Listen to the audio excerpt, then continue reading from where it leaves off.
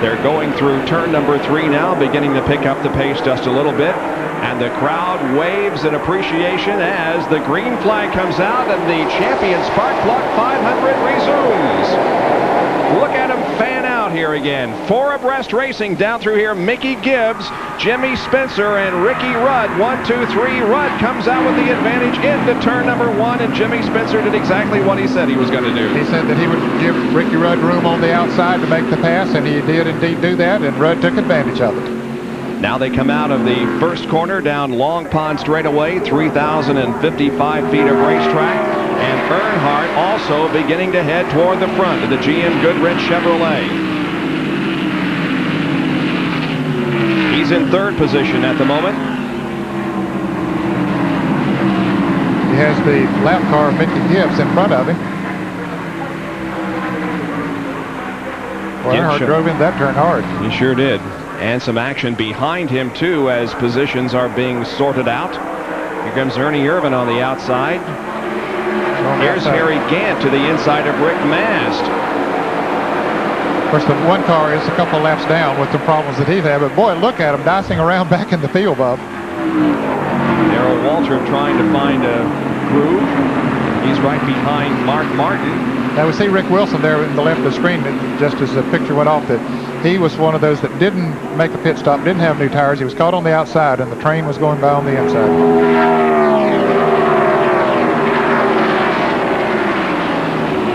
Bobby Hilled in the 42 car as Waltrip continues to try to find a way around. He's behind Mark Martin and Rick Wilson. Now he'll get on the inside of Rick Wilson. Rick with the older tires on his car. Won't stay down as low. Here comes Sterling Marlin. He'll try to make the pass as well.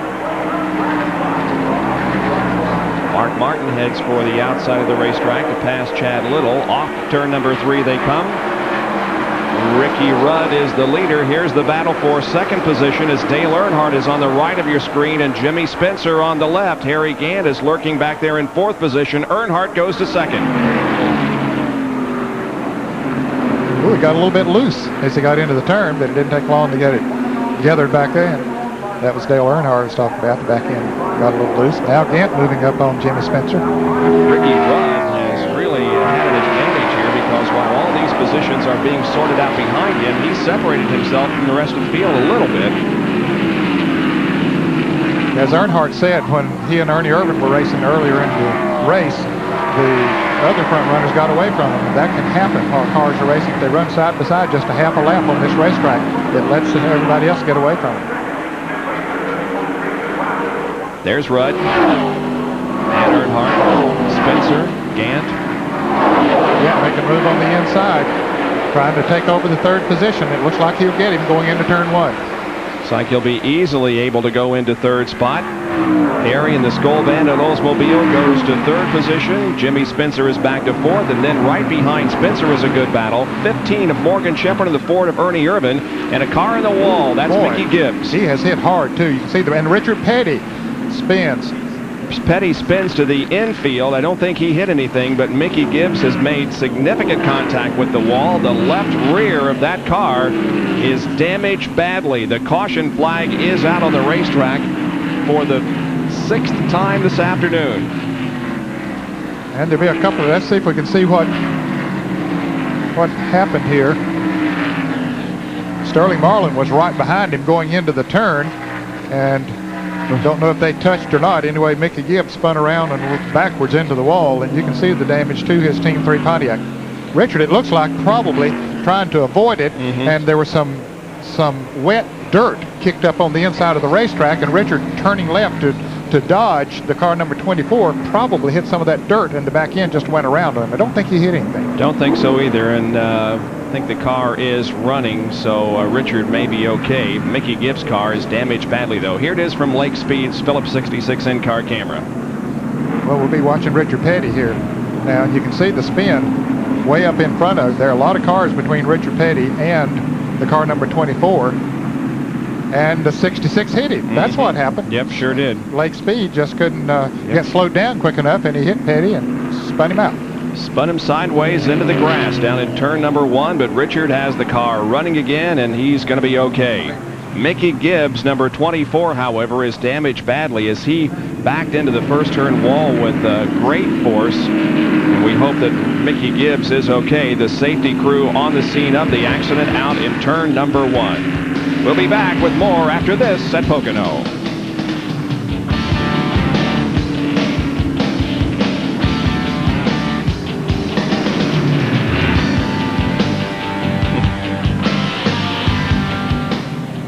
Good. Good.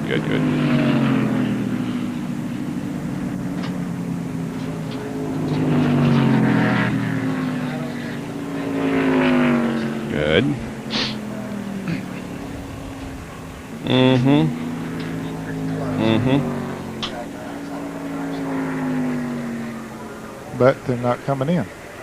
Or at least Spencer isn't. Nope, they're all staying out there. Well, don't give up track position.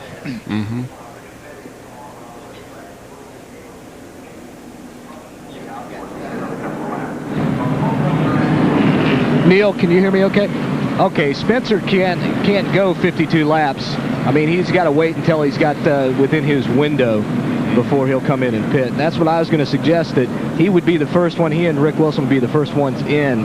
And I thought maybe we ought to go up to Jimmy's pit. But I'm wondering about the other. I know they'll come in and take on 4 tires. Would everybody else, whenever they pitted with 62 laps left, would they just take a chance and come in for fuel and right sides? No, I don't think so. You think they'll go 4? Yep, my opinion. What do you think, Neil? Should I move on down to Jimmy's? He'll be coming in probably about lap 160.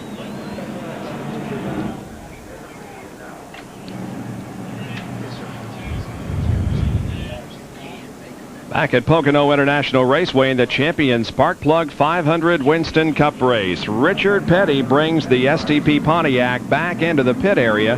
They'll be changing tires on that car. He spun down there in turn number 1 after being hit from behind by the 66 car. Now, Micky Gibbs, the driver of this machine that hit this first turn wall hard, has climbed out of the machine under his own power and appears to be okay. He'll be checked, of course, at the infield medical center, but Micky Gibbs not seriously injured from that crash. And here it is once again in replay.